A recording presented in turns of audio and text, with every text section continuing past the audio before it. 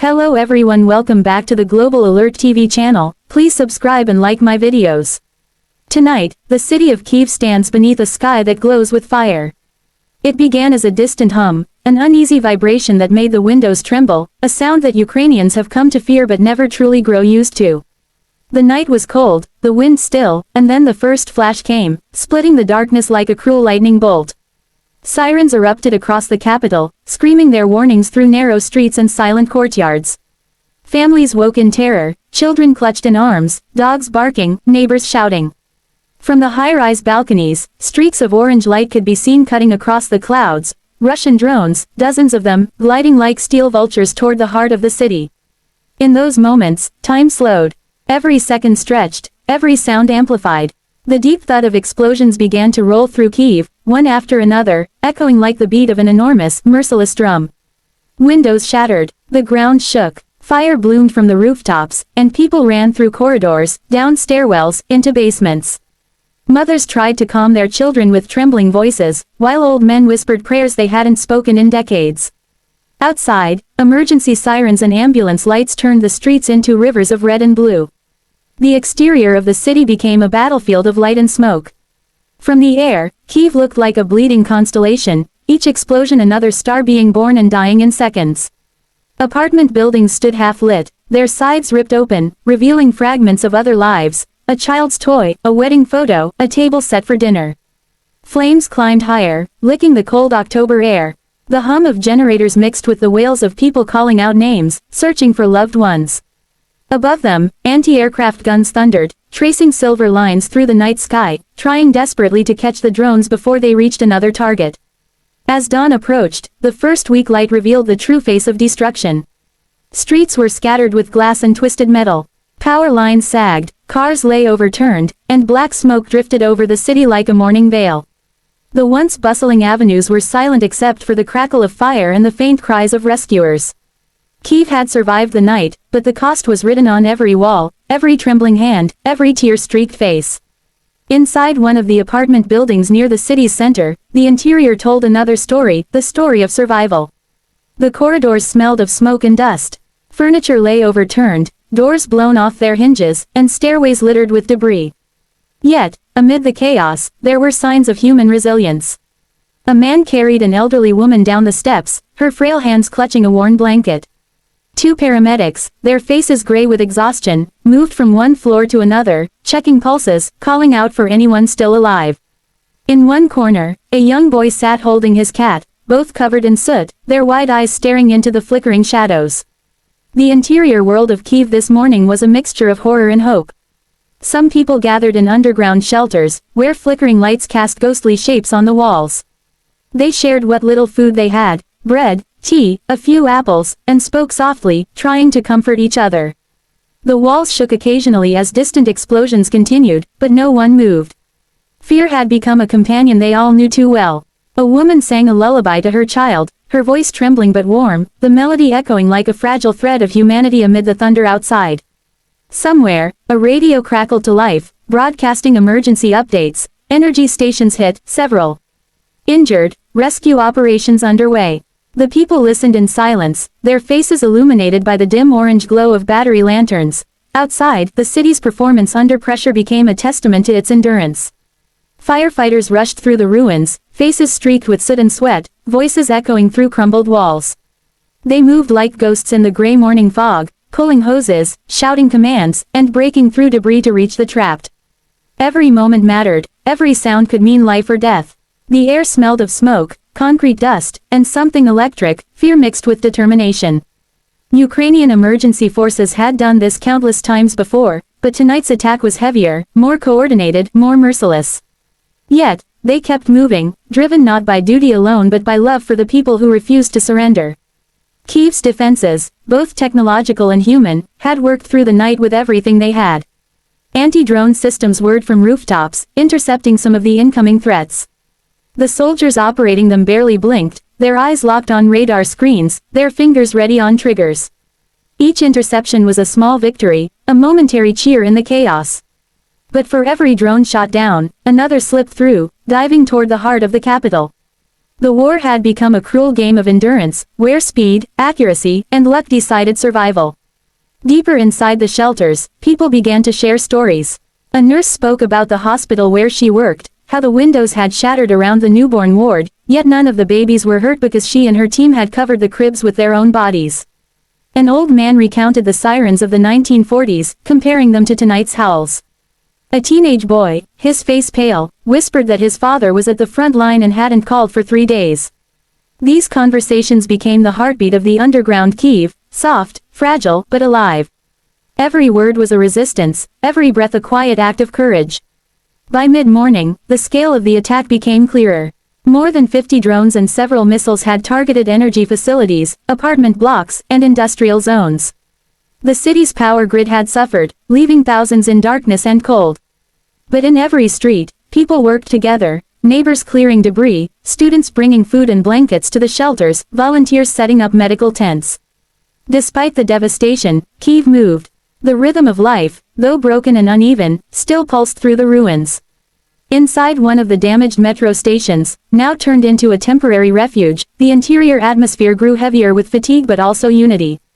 Children drew pictures with pieces of coal on the walls, drawings of houses, suns, and blue skies, symbols of a peace they hadn't yet seen but still believed in.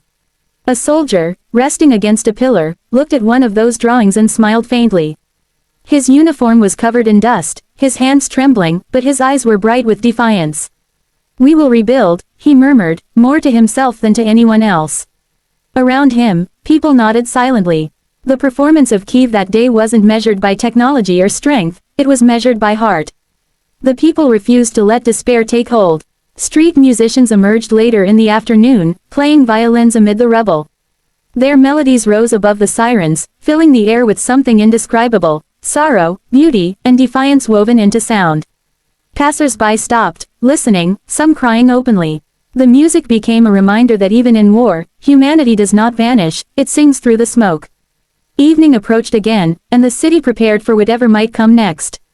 Safety measures tightened, shelters restocked, emergency services regrouped, Ukrainian defense systems adjusted their settings, ready to detect new waves.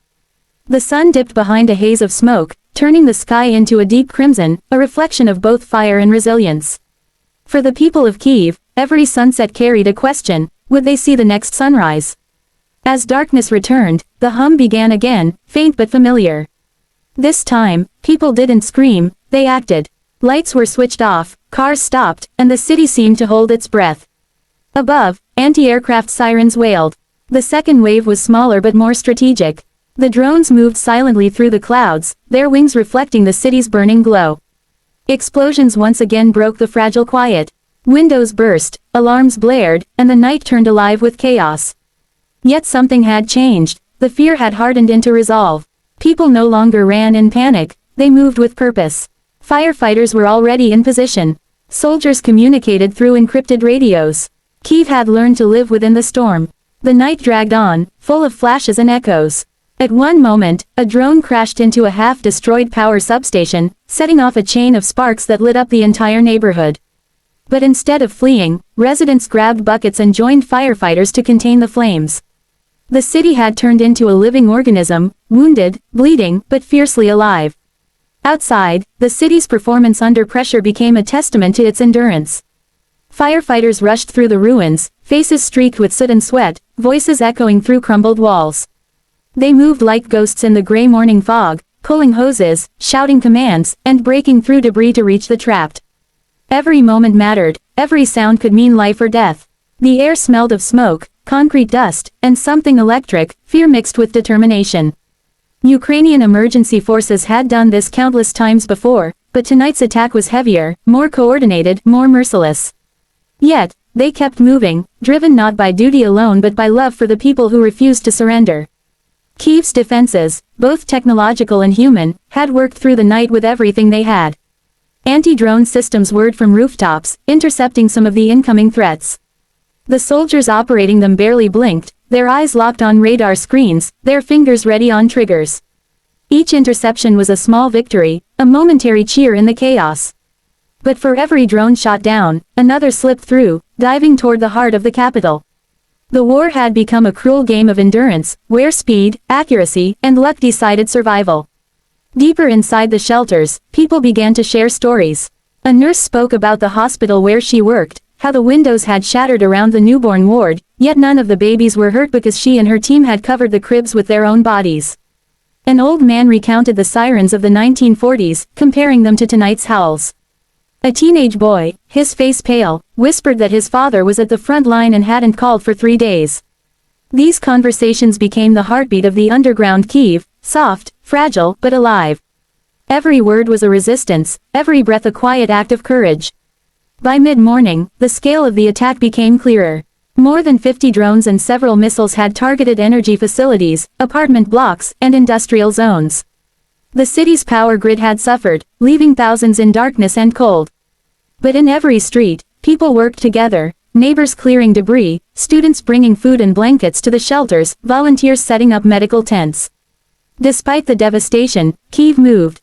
The rhythm of life, though broken and uneven, still pulsed through the ruins. Inside one of the damaged metro stations, now turned into a temporary refuge, the interior atmosphere grew heavier with fatigue but also unity. Children drew pictures with pieces of coal on the walls, drawings of houses, suns, and blue skies, symbols of a peace they hadn't yet seen but still believed in. A soldier, resting against a pillar, looked at one of those drawings and smiled faintly. His uniform was covered in dust, his hands trembling, but his eyes were bright with defiance. "We will rebuild," he murmured, more to himself than to anyone else. Around him, people nodded silently. The performance of Kyiv that day wasn't measured by technology or strength, it was measured by heart. The people refused to let despair take hold. Street musicians emerged later in the afternoon, playing violins amid the rubble. Their melodies rose above the sirens, filling the air with something indescribable, sorrow, beauty, and defiance woven into sound. Passers-by stopped, listening, some crying openly. The music became a reminder that even in war, humanity does not vanish, it sings through the smoke. Evening approached again, and the city prepared for whatever might come next. Safety measures tightened, shelters restocked, emergency services regrouped. Ukrainian defense systems adjusted their settings, ready to detect new waves. The sun dipped behind a haze of smoke, turning the sky into a deep crimson, a reflection of both fire and resilience. For the people of Kyiv, every sunset carried a question: would they see the next sunrise? As darkness returned, the hum began again, faint but familiar. This time, people didn't scream, they acted. Lights were switched off, cars stopped, and the city seemed to hold its breath. Above, anti-aircraft sirens wailed. The second wave was smaller but more strategic. The drones moved silently through the clouds, their wings reflecting the city's burning glow. Explosions once again broke the fragile quiet. Windows burst, alarms blared, and the night turned alive with chaos. Yet something had changed. The fear had hardened into resolve. People no longer ran in panic, they moved with purpose. Firefighters were already in position. Soldiers communicated through encrypted radios. Kyiv had learned to live within the storm. The night dragged on, full of flashes and echoes. At one moment, a drone crashed into a half-destroyed power substation, setting off a chain of sparks that lit up the entire neighborhood. But instead of fleeing, residents grabbed buckets and joined firefighters to contain the flames. The city had turned into a living organism, wounded, bleeding, but fiercely alive.